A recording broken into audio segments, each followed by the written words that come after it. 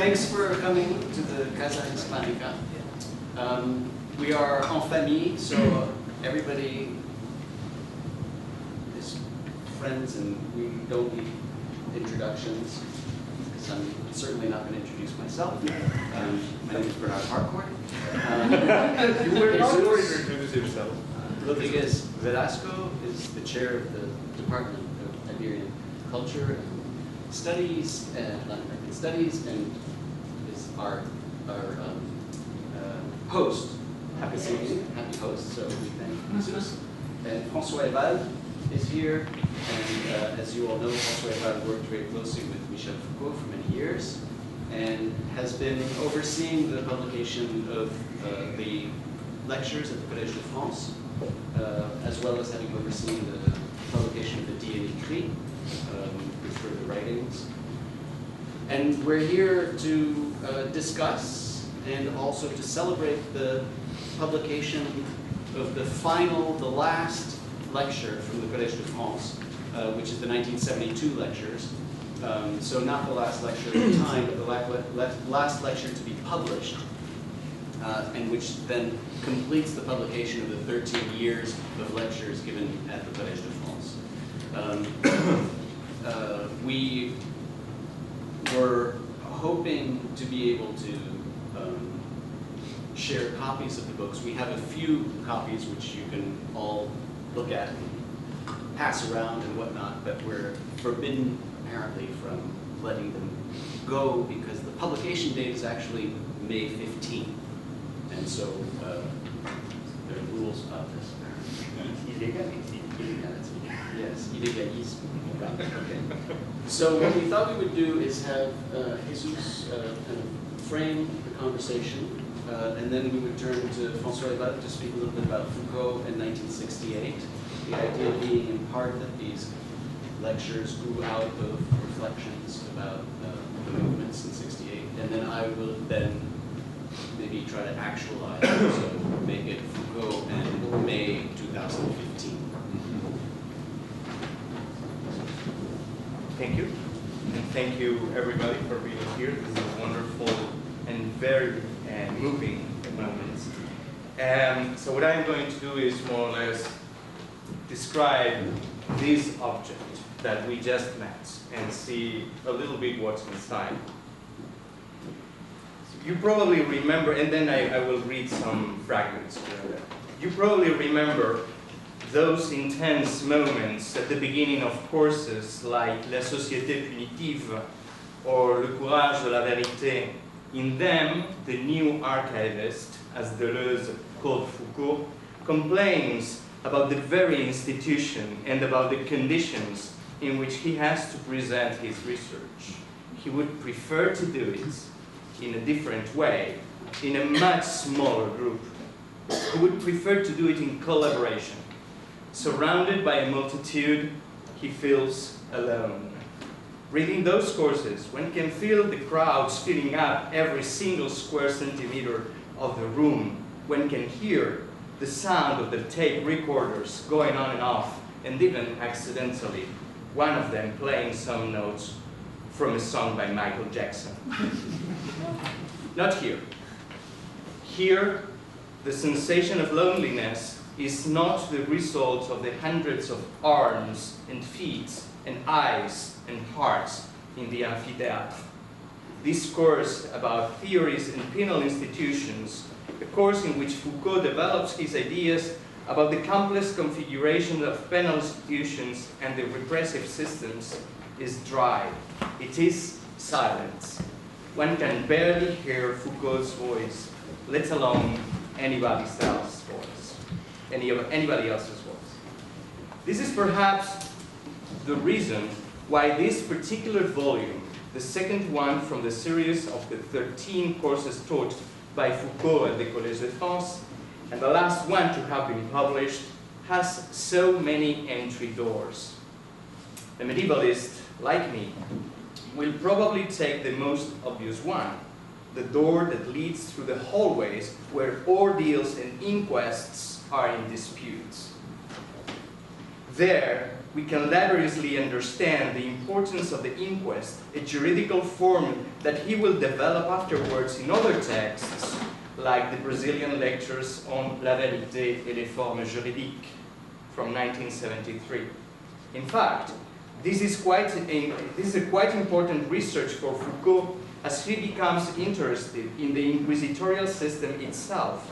The research it implies, the enquête, a juridical form that, according to him, will also mark the future of the human and social sciences. In June 1973, at the end of the seminar, Foucault wrote a summary of the course. In it, he recovers the idea of measure, studied during his first year at the collège, in the Leçons sur la volonté de savoir, and connects it to his current interest on the enquête, the concept that underpins the whole inquisitorial system. Finally, he projects these two conceptual centers of gravity onto the one he plans to explore in future courses, the l'examen. Other readers will be those interested in the archivist himself. They will probably accompany him to the archives of the Bibliothèque Nationale, Cite Richelieu, the only one existing at that time, containing the revolts of the Nu-Pieds of 1639-1640, and the immediate repression ordered by Richelieu himself. They will accompany him reading Séguier's journal regarding the same events. They will soon realize that along with those archives, Foucault is reading as well Soviet historian Boris Portnev work on French peasant revolts in the 17th century, as well as the works of Catholic and right-wing historian Roland Mousnier and his pupil Madeleine Foisil, published between 1967 and 1970. Works that ground a series of historiographical debates that will mark the 70s and the 80s in Europe, and that will become extremely important in such unlikely places as the late Francoist Spain. As you can see, this historiographical door is in fact two different doors, as shown by the inclusion of an extra chapter in this book by Claude Olivier Doron at the end of the volume we are presenting. Doron wrote on Foucault and the historians, the debate on popular revolts. Here, Doron proposes some important elements to understand the historiographical debate in which Foucault finds himself. But here is where another door seems to open up, perhaps unexpectedly, in the form of a letter dated on December 4th, 2014, and signed by no less a personality as Etienne Balibar. Balibar sends this letter to Bernard Harcourt. We are probably missing the letter sent by Bernard to Balibar, or maybe it was only a phone call, or perhaps an SMS with lol and emoticons, or an email. At any rate, Balibar puts us on a different, extremely complex track, that of the intellectual history of the late 60s and the early 70s in the context of the revolts in Paris, the École Normale Supérieure, the foundation of Vincennes, and of course the debates about Maoists, Leninists, and Marxists, with the two towering figures of Althusser and Foucault in the foreground. Balibar remembers, and remembers in a way that I can only suggest you read the letter as if it had been addressed personally to you. Archives and historiographical debates seem to take place on top of the cobblestones, and there is no sign of the promised beach. Every single edition of the courses is accompanied by a chapter on the situation du cours. This is no exception. My dear Bernard Harcourt and François Ewald are in charge of this. They remember Alessandro Fontana, who had died in January 2013 without having seen the publication of the complete series. I might be wrong, but the almost 40 pages of this situation is among the longest in the series, And it is the only one that includes a semi-codicological and philological account of the manuscripts themselves, as they are preserved in the Bibliothèque Nationale, Cité Richelieu. This is yet another door in which the materiality of the courses are in conversation with some of the political, philosophical, and historiographical debates addressed by the rest of the voices. Many doors, many voices, for a course that, as I said before, is quite silent. And yet, it is a strange silence. Reading these lectures is an exercise in imagination. One needs to imagine the way in which Foucault was thinking. One needs to imagine how he developed every single one of the ideas that appear schematically in the manuscripts, among erasures, added leaves of paper, marginal annotations, and other jottings. Joking, while we were looking at the book for the first time last Sunday, we were reading it aloud and saying, it reads like an epic poem. Each note, each line has a recognizable rhythm in it. Not only Foucault's rhythm of thought that we have learned to admire throughout the years, but also the cursus, the rhythm of the classical scansion with which that expert in classical literature that was Foucault always wrote and spoke. It does not take any effort to reproduce this rhythm, and this is why even the most complex of his concepts is easy to retain in memory, albeit difficult to think. But the thing is that these lectures do not have a narrative in them. They are like poetry lines that one needs to unleash. One needs to meditate on them. Perhaps the medievalist that I am is speaking again. One small sample from the very first pages. La raison d'être de ces cours, il suffit d'ouvrir les yeux. Ceux qui répugneraient s'y trouveront dans ce que j'ai lu. L'objet, théorie et institution pénale. Manque un troisième terme, pratique. 17e et 18e siècle.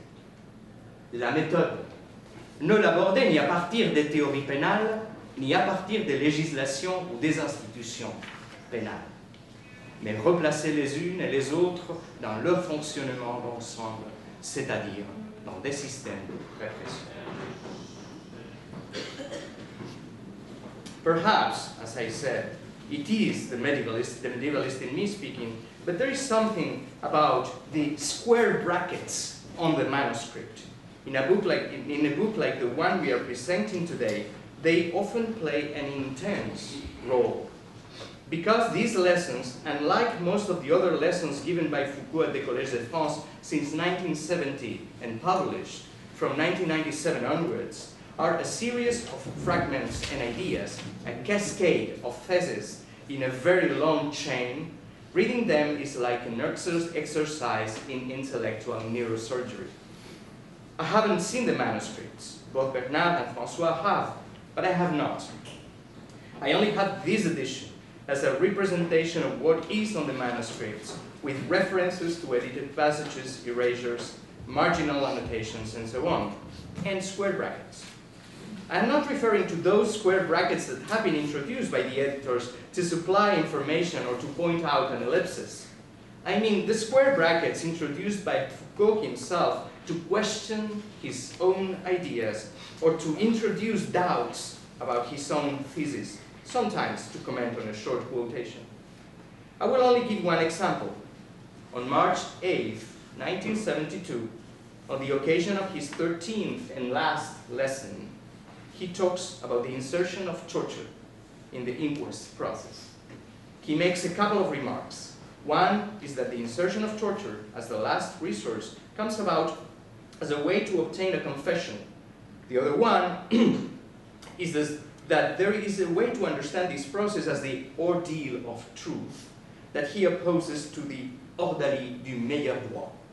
And then goes on to say that torture, c'est une sorte de duel avec le représentant du pouvoir. Si l'accusé a supporté la torture, L'autre ne peut pas appliquer la peine entière, et en ce sens, le juge a perdu. The words he has used, however, pass a toll on his thought, and this is when he inserts a square bracket. Là-dessus, beaucoup de complications et de subtilités. Supporter, n'est-ce pas, être endurci, cependant que l'aveu reconnaît, mais purifie. En termes religieux, n'est-ce pas le démon qui donne la force de supporter? Eh bien oui. Et en forçant quelqu'un à avouer, ne l'aide-t-on pas à faire son salut? Toute une éthique et une théologie de l'aveu de vérité. Lien éthique et religieux du sujet à la vérité. I don't want to take much more of your time, but I would like to end this presentation by opening up the door in which, as I said before, Foucault narrates and explains the project. Not only this course, but a project that felt extremely coherent to him, a series of courses that would explore the concepts, allowing him to delve into the punitive systems of 19th century French society. I will simply give you a couple of paragraphs from the lips of the archivists, his contribution to the archives of the institution he worked for. Le cours de cette année devait servir de préliminaire historique à l'étude des institutions pénales, plus généralement des contrôles sociaux et des systèmes punitifs dans la société française du XIXe siècle. Cette étude s'inscrit elle-même à l'intérieur d'un projet plus large esquissé l'année précédente. Suivre la formation de certains types de savoirs à partir des matrices juridico-politiques qui leur ont donné naissance et qui leur servent de support. L'hypothèse de travail est celle-ci. Les rapports de pouvoir, avec les luttes qui les traversent et les institutions qui les maintiennent, ne jouent pas seulement à l'égard du savoir un rôle de facilitation ou d'obstacle. Ils ne se contentent pas de le favoriser ou de le stimuler, de le fausser ou de le limiter. Pouvoir et savoir ne sont pas liés l'un à l'autre par le seul jeu des intérêts et des idéologies. Le problème n'est donc pas seulement de déterminer comment le pouvoir se subordonne le savoir et le fait servir à ses fins, ou comment il se surimprime à lui et lui impose des contenus et des limitations idéologiques. Aucun savoir ne se forme dans un système de communication, d'enregistrement, d'accumulation, de déplacement, qui est en lui-même une forme de pouvoir et qui est lié dans son existence et son fonctionnement aux autres formes de pouvoir. Aucun pouvoir, en revanche, ne s'exerce dans l'extraction, l'appropriation, la distribution ou la retenue d'un savoir. À ce niveau, il n'y a pas la connaissance d'un côté et la société de l'autre, où la science est l'État, mais les formes fondamentales du pouvoir savoir. Thank you very much.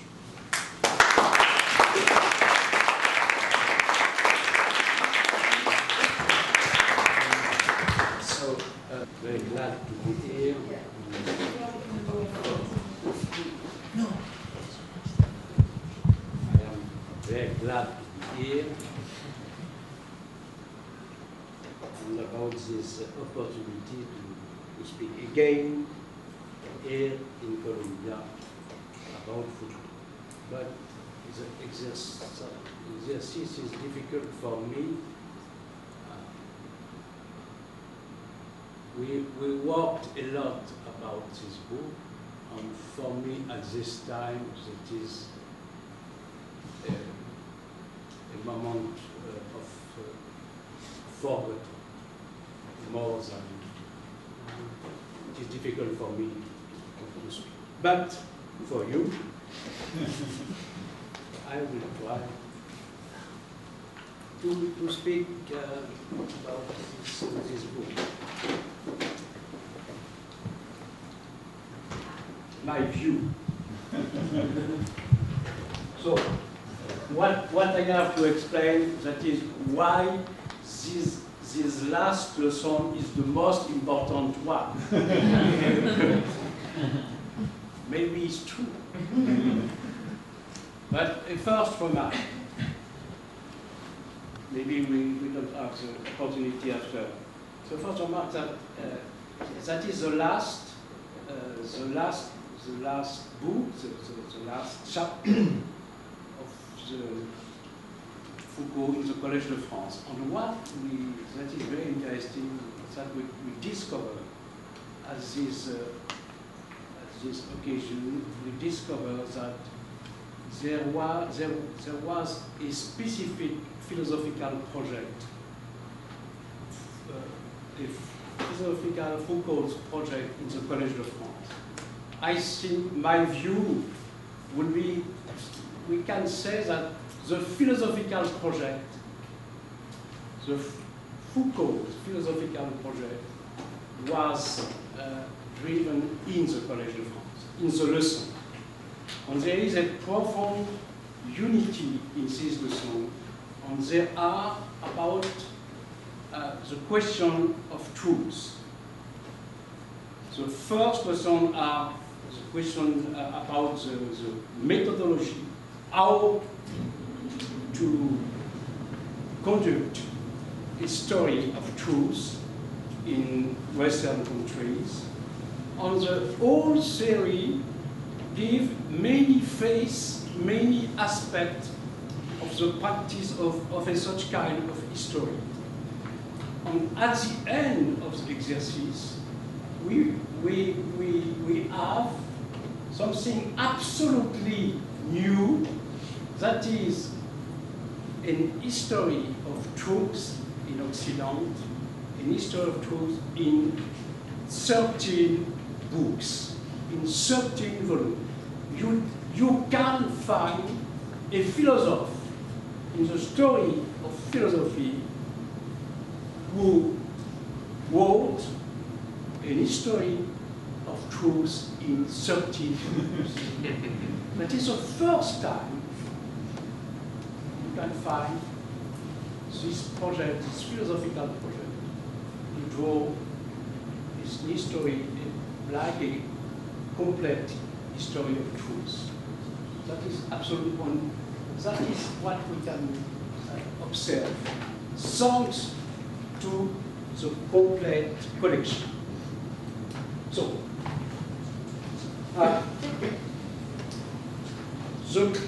we are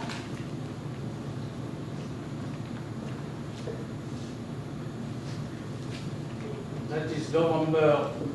The first lesson is November 71, and the last is March 72.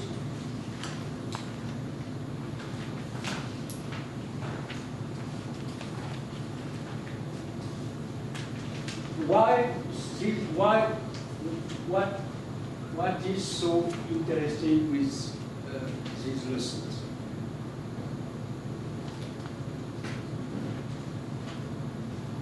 In a biographical perspective, people say normally that at this time we don't find a philosophical project by Foucault, but Foucault becomes militant.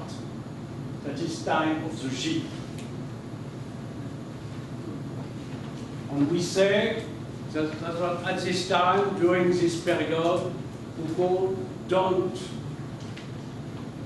give a lot of time for philosophy, but a lot of time to go in the street. What we can observe that is completely wrong. In this, what we have to understand, that is Foucault built setup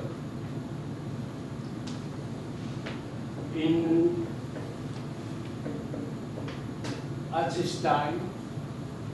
He set up, that is my view, he set up a complete dispositif which a lot of components to face the actuality which appear through May 68. What is interesting to observe, that is what the Foucauldian dispositive at this time, on how to respond to May 68, Foucault think he has to set up a complete new dispositif, new. That is always very difficult to say new, because that is never completely new, but new dispositif.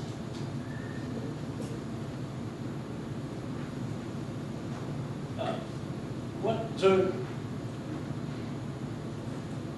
chronology could be interesting. So, Mai 68, Foucault is not in France.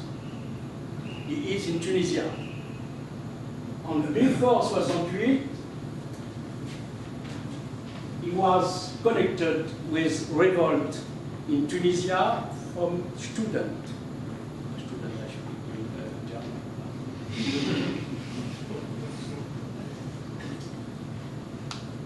And he said in certain texts that the revolt in France at this time are not so hard than the revolt of students in Tunisia at the same in 67.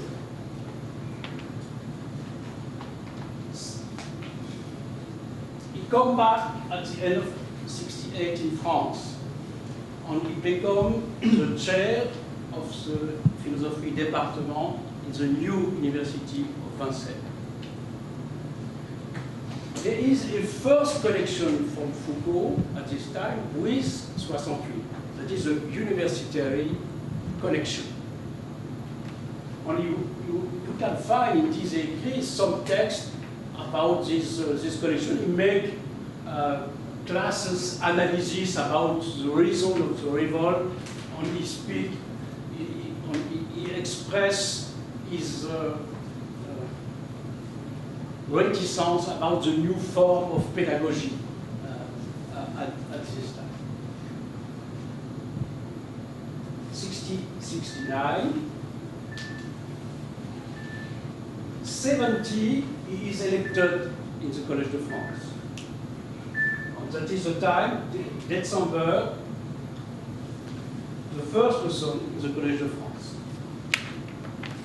And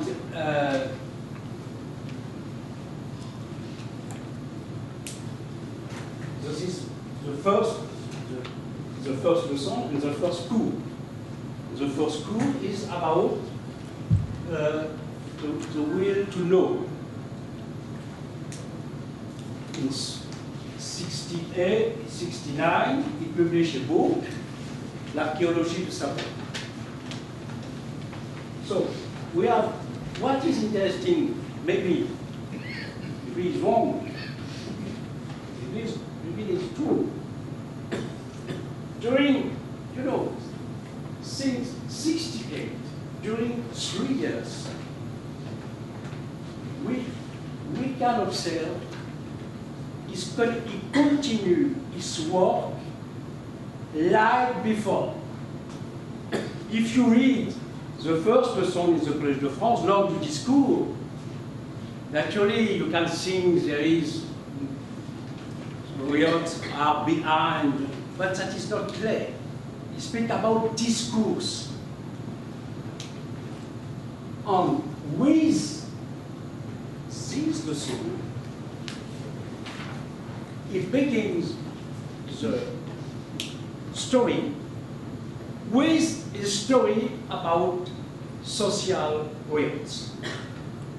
Right. That is Right. social rights. That is, we are not no more in the discourse, but it is like the inverse. His problem is always a question of truth. But the angle, the perspective is completely new. That is what is so interesting. That is the first thing, what it is so interesting in this text. Alors, how to understand this this question of dispositif?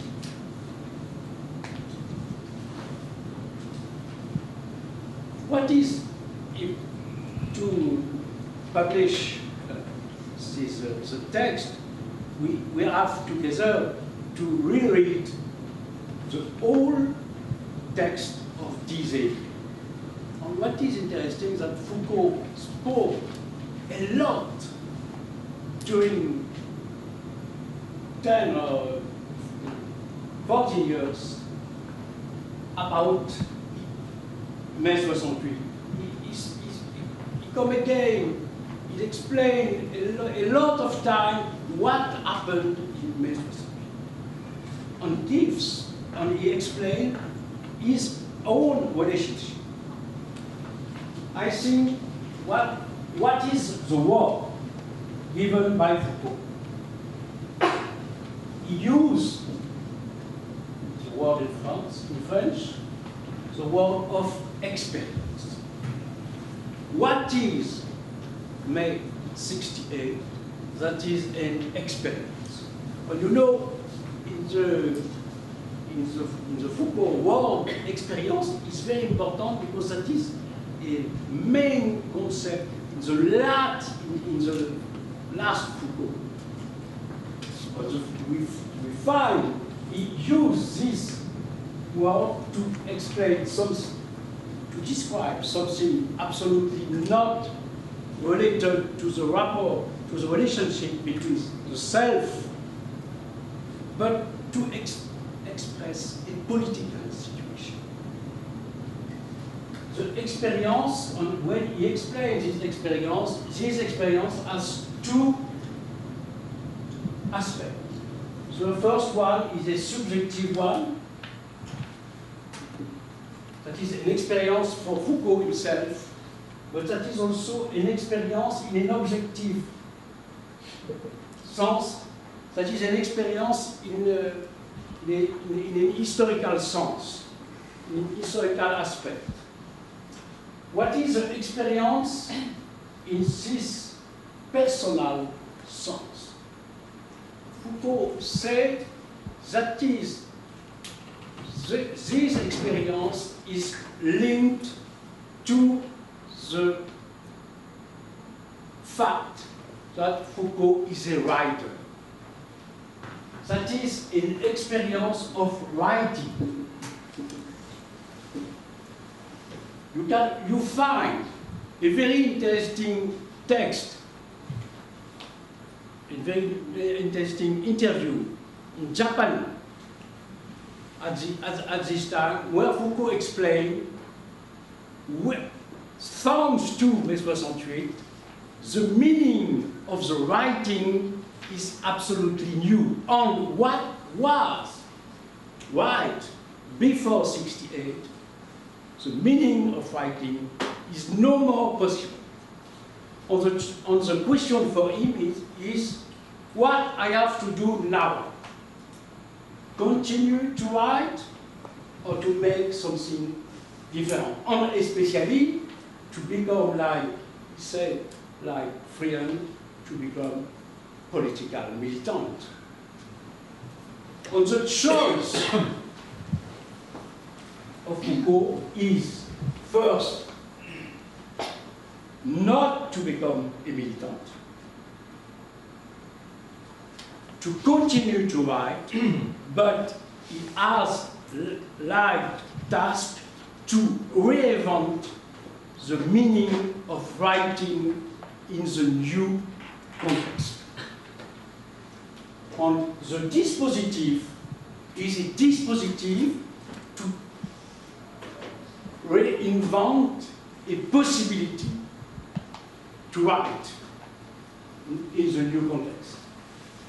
I think that is very, very, very interesting to understand that the relationship of the Foucault relationship with May 68 is linked to the question of writing, not the question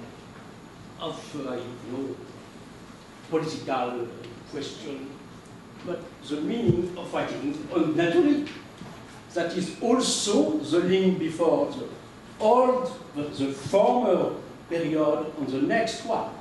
That is about what could be the meaning of writing. What he said, to reinvent or to make the duty, the necessity to write, to give again a meaning for that, he explained that write has to be a collective act. That means write that is to be in connection with the other. That is exactly what you can read in the late Foucault, when he's playing with the relations, the connection with the self on the other. You find always. And that means that to make possible again the possibility to write, we have to invent new form of collective. And one of these was the ship.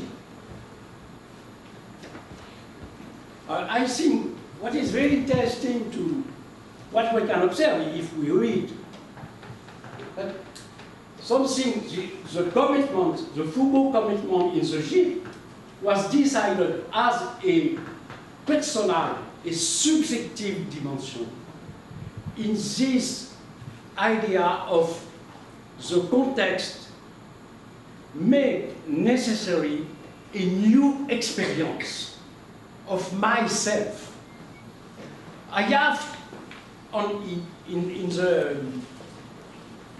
an interview, it's a so important interview with Trombadori, he explained, he chose, but you understand, that is not the 30 May 68, that is 3 years later. It shows that it is time to transform in his own experience, to transform himself in connection with what he is. That is a writer. The other dimension of this experience that he said, what appears in 68, that is a new form, new form of politicization. On this capacity of writing, this connection with others are linked to a context where new political objects become evident, self-evident. And these political objects are daily life. What becomes actual at this time? That is the question of daily life. I don't know. So, daily life becomes political and philosophical object. And that is daily life, you understand? Daily life, that give how daily life becomes a political object through experience, through collective experience with group. That is, for example, MLF, example, move about abortion, and so on. Daily life is transformed by collective movement. There are other forms of politicization. And there are forms of politicization against the classical form of politicization expressed by the party, by the main organization. And at this point, you have the clash in old one, but the possibility for Foucault to implement maybe his will to be free with the Marxism. Because he said two things. First thing, who has made question of daily life like political? Foucault said, I do that in History of Madness. That was a project. But this kind of books was in 61. It was not possible to understand what was the project. And the project was repressed by the classical form of thinking. But he discovered in 68 that this kind of objects are now actual. And he said, I can take this question again, and that is not madness, but prison. Delinquents. That is the first aspect. And the second aspect that will be how it will be possible to be free with the Marxism. And in this text, you find the way in which Foucault, you can follow the way through Foucault invent the possibility to be free with the Marxism. Maybe what we can say is that since 71, Foucault has in the project to develop a philosophy free of the Marxism. You know, we think in France that becomes with a new philosophy, 76, 77. No, in fact, the project is already by Foucault at this time. And that is this famous letter with Etienne Balibar, which is his birth is here in a restaurant on Broadway. So, daily life, on what is a category that is not why daily life can become a political and philosophical object in respect that this question asks about power, and where the classical philosophy speak about state.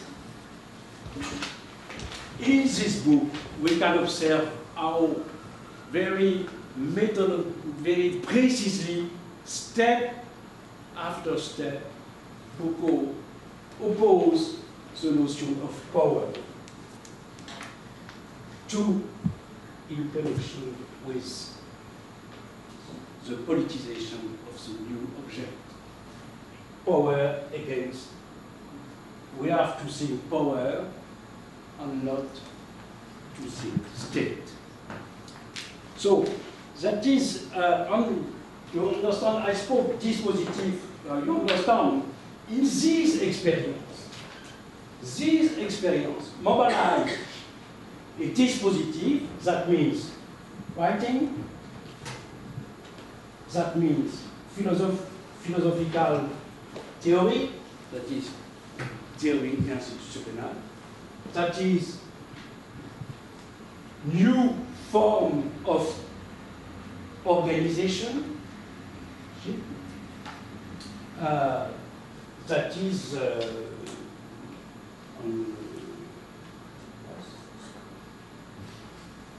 you understand? That is a lot of, in this respect, we can understand that there is absolutely no alternative between what Foucault can do like a militant and what he can do like an intellectual or like a philosopher.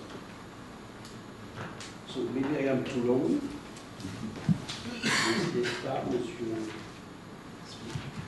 This part. So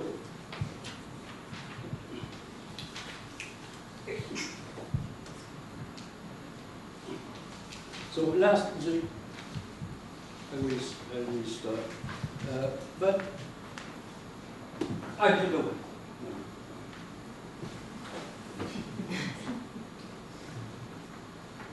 So you see this distinction and connection between the two aspects, subjective and objective of the experience. But what is interesting when we read these écrits and when Foucault, after speak about Mai 68, he say, oh, but Mai 68 was not French.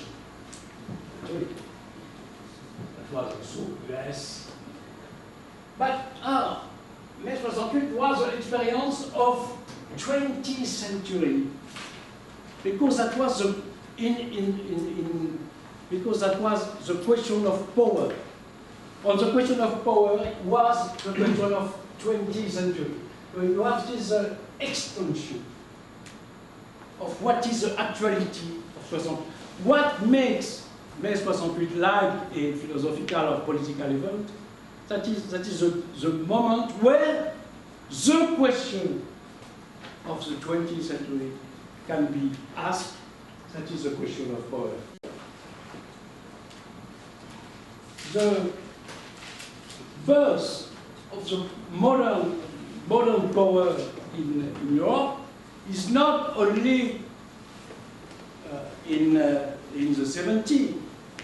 In the lesson on governmentality, he said our birth, the first step of the Western governmentality, that is the pastoral. And he say in certain texts that in fact the revolt in Mai 68 was a revolt against this dimension of the power in the Western. But why that is interesting? Because that explains that you understand this picture. You can use exactly this picture to sing the last Foucault.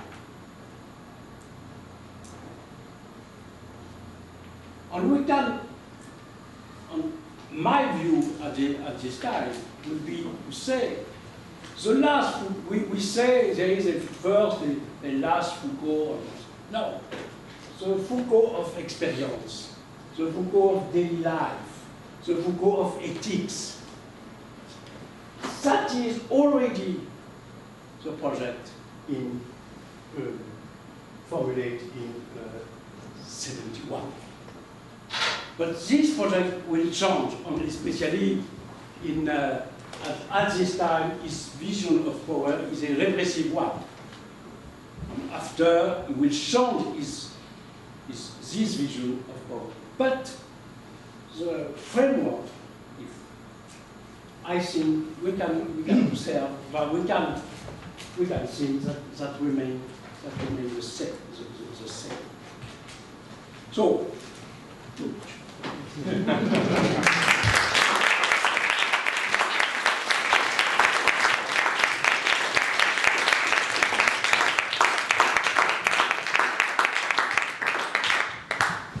Merci, François. So it's tough to speak after François Ewald, but I thought I would say just a few things, and then maybe we can open it up for discussion. Maybe we should bring the champagne in while we're discussing. So very quickly, to corroborate, to support, to give a reference for some of this interpretation. I think one of the really important texts is in Dit et écrit 3, Michel Foucault, L'inégalisme et l'art de punir, which was an entretien he gave in 76, which to a certain extent really fleshes out the way in which 68 plays this function of rebirthing the work on madness and on prisons. And so I thought I would just read a small passage from this. So this is something we talk about in the Situation at 251, but there's this passage where in this interview Foucault says, basically, about his work, Naissance, l'histoire de la folie, Naissance de la clinique, aucun psychiatre, aucun psychologue, aucun homme de gauche ne s'intéressait. La folie, la santé, ce n'était pas encore un problème théorique et politique noble à cette époque. And so this is the whole point, that right, no one had really understood what was going on. No one had paid attention to these questions. Ce qui était noble à l'époque, c'était la relecture de Marx, la psychanalyse, la sémiologie. De sorte que j'ai été fort déçu de cet inintérêt. Je ne m'en cache pas. Et puis, en 68, brusquement, ces problèmes de santé, de folie, de sexualité, de corps sont entrés directement dans le champ des préoccupations politiques. Le statut des fous intéressait tout à coup toute la population.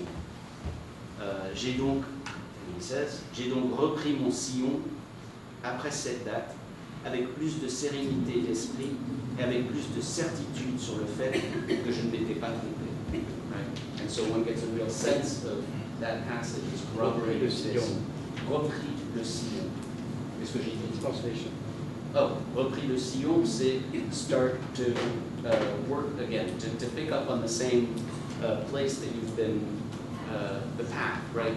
You've been doing something agricultural, I think, and you return there to do the same thing, right? Okay, so in any event, so that gives, I think that helps kind of provide some context for this and some references to it. The second thing I would say, though, is when François Ewald says that he liberated himself from Marx at this point, I think it would be more fair to say that he doesn't leave Marx behind, nor his relationship to Marx, nor the way in which his work is related to Marx. Because I think that in the couple of years that would follow, particularly 73, which is La Société Punitive, which is one of his most Marxisant cours, and then in Surveiller et Punir in 75, the idea is not so much to leave Marx behind as to move or to build on, right? And so the sense in which the accumulation of docile bodies is necessary to complement the accumulation of capital, right? Which was entirely or is claimed to have been missing in the analysis. And so the two work together. It's some form of overcoming, but that requires the other one and is in conversation with the other one at all times, I think. So I think it's important, and to a certain extent, one of our readings of this text is as being somewhat of a Nietzschean. There's a certain Nietzscheo-Marxist theoretical framework that guides this work and the 1973 work as well. So, which we articulate or try to articulate in this suggestion. So, as François explained, these lectures fit within a line of inquiry that was started much before, but that was clear from 1970, 1971, when he starts his inaugural lectures at the Collège de France, in which Foucault explicitly explores the way in which societies over time have used different legal forms, and this is important in 70, 71, 72, 73, looking at particular ways in which societies use legal forms to produce truth, right? And so the year before, he had already explored reading Homer's Iliad, how the ancient Greeks used agonistic competition between heroes to establish a social order, or how, starting in these texts, Germanic law used compensation to resolve the blood feuds, or how medieval jurists employed various ordeals or social status to render justice, and how we had graduated in the West to processes of examination and expertise, which would then be developed in surveiller et punir, although specifically articulated and gestured to and indicated as the path where he was going in Théorie et institution pénale in 72.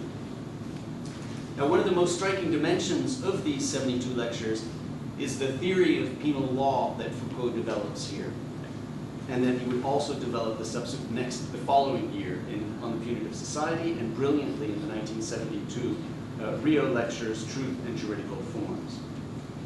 The 72 lectures that are being published now represent, from this perspective, an important step in the evolution of Foucault's thought on law, on penal law and on penality, but on law more generally.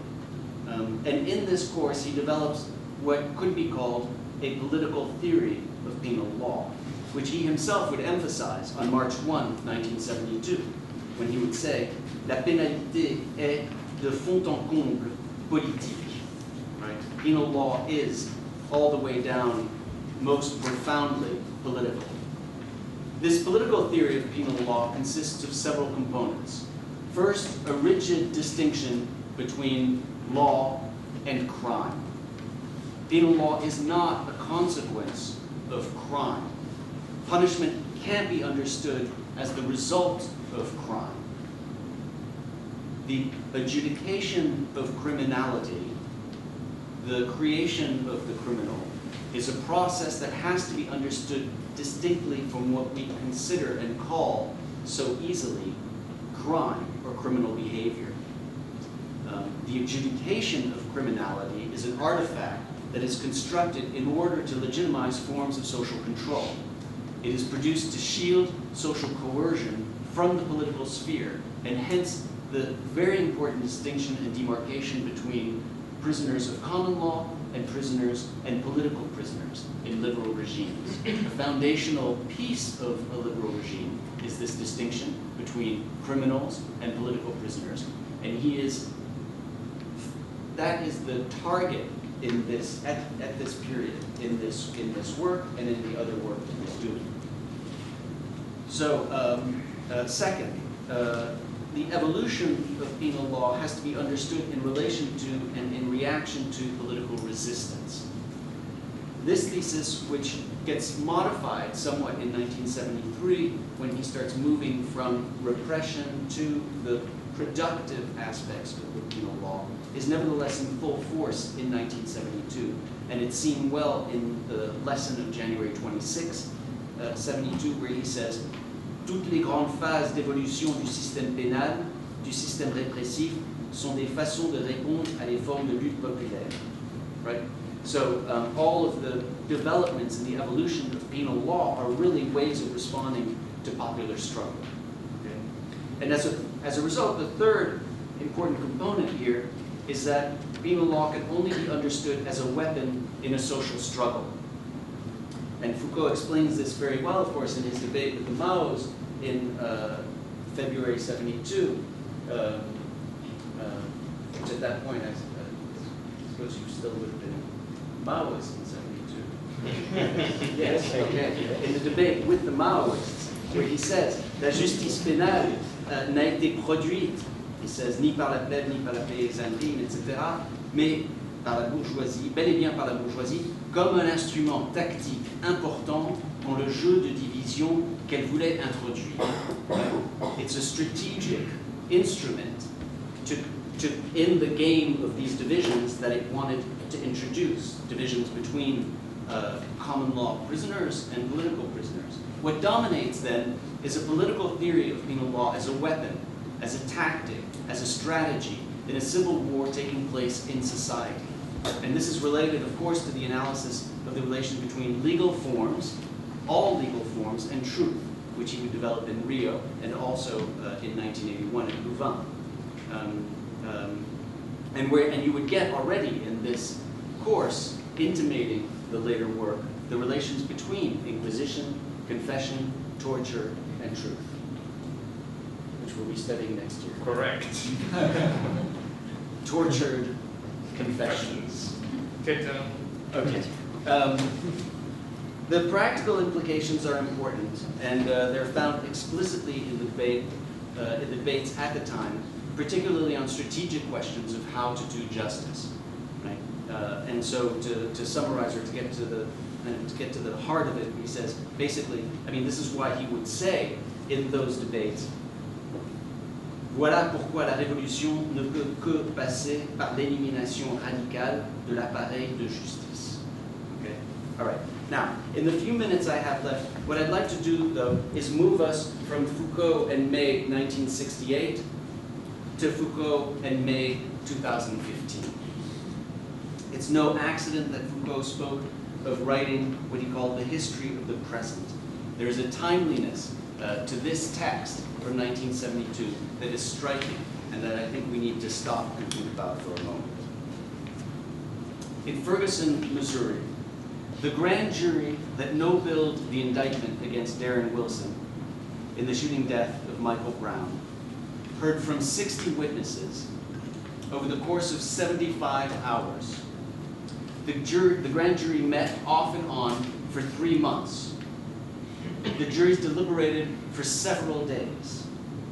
And the grand jury proceedings produced a voluminous transcript that reached almost 5,000 pages. Now, that was a remarkable use of a juridical form in a way in which it's never used, except in Ferguson or except in police homicides. It was a remarkable use of a legal form as a method to produce the truth about the encounter between Darren Wilson and Michael Brown. And it was the use or abuse of the grand jury that functioned to convince most Americans, many Americans, that there actually had been a jury verdict on the evidence, when of course nothing could be further from the truth. There wasn't even an indictment. You can get a sense of this, I think, by the fact that on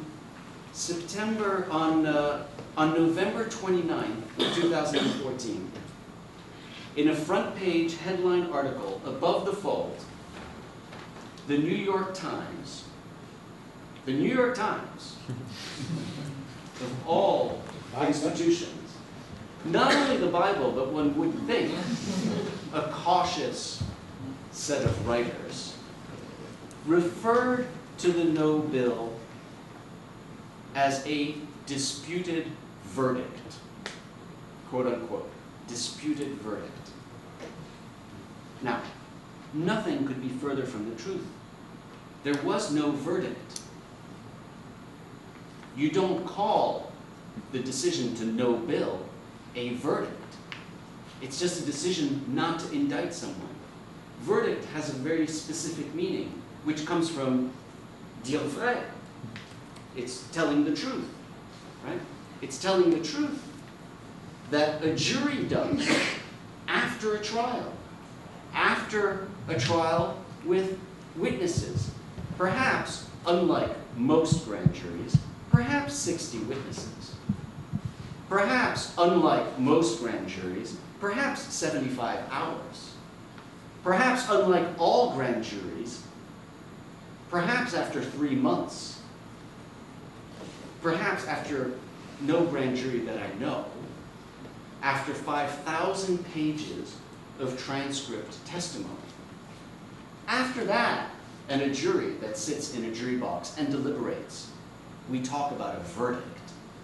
But you don't talk about a verdict when the grand jury decides not to indict. Of course, and we all should know that.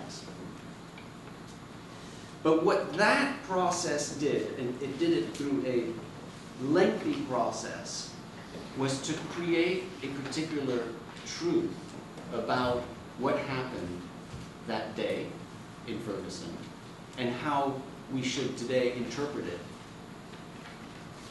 as truth. And it did it in a few ways. That essentially brilliantly assembled something that resembled a trial, but that was utterly different than other forms of grand jury proceedings. First, prosecutors generally try to limit grand jury testimony in homicide cases to avoid creating impeachment testimony or exculpatory Brady evidence. Right? You limit the number of witnesses in front of a grand jury. In this case, the prosecutor did the exact opposite, putting on all the witnesses who testified inconsistently that Michael Brown was surrendering, falling, turning around, walking back, simultaneously charging when the police officer fired the 12th fatal shot. Second, the grand jury proceedings are non-adversarial, since there's only one lawyer in the room, and that's the prosecutor. It's not an adversarial process. The prosecution generally does not cross-examine witnesses who are favorable to the prosecution, favorable to the state. In this case, the prosecutor did the exact opposite, going so far as to tell one witness who would have been favorable to the prosecution, quote, basically, just about everything you said on August 13th and much of what you said today isn't consistent with the physical evidence that we have in this case, okay? Third, prosecutors try to stick to vetted pattern jury instructions, right? Jury instructions that have been given over the ages because there's no judge or defense counsel present in the grand jury room to object or oversee. Again, the exact opposite happened here, with the prosecutor giving a patently incorrect instruction on police use of deadly force that had been ruled unconstitutional by the United States Supreme Court and never properly corrected the error. Fourth, the grand jury proceedings are supposed to be secret, closed to the public, and generally sealed. In fact, section 540.320 of the Missouri statute provides that, quote, no grand juror shall disclose any evidence given before the grand jury, and that, quote, any juror violating this provision of this section shall be deemed guilty of a Class A misdemeanor. Secrecy is very important in grand jury proceedings, particularly and after as well. I've litigated on a number of occasions to try and get grand jury proceedings when I was representing someone. It's practically impossible. Of course, in this extremely rare case, the 5,000-page transcript was released and made available online the same evening as the press conference announcing the no bill. Fifth and finally, grand jurors have the task of either returning a true bill or no bill of indictment, not returning a jury verdict.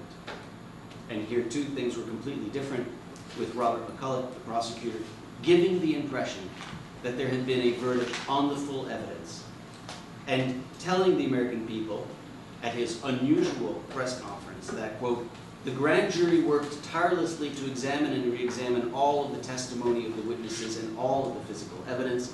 They are the only people who have heard and examined every witness and every piece of evidence. It worked. It worked. It even worked with the New York Times. St. Louis prosecuting attorneys orchestrated a jury verdict in the Michael Brown shooting. Producing truth is what judicial systems do best.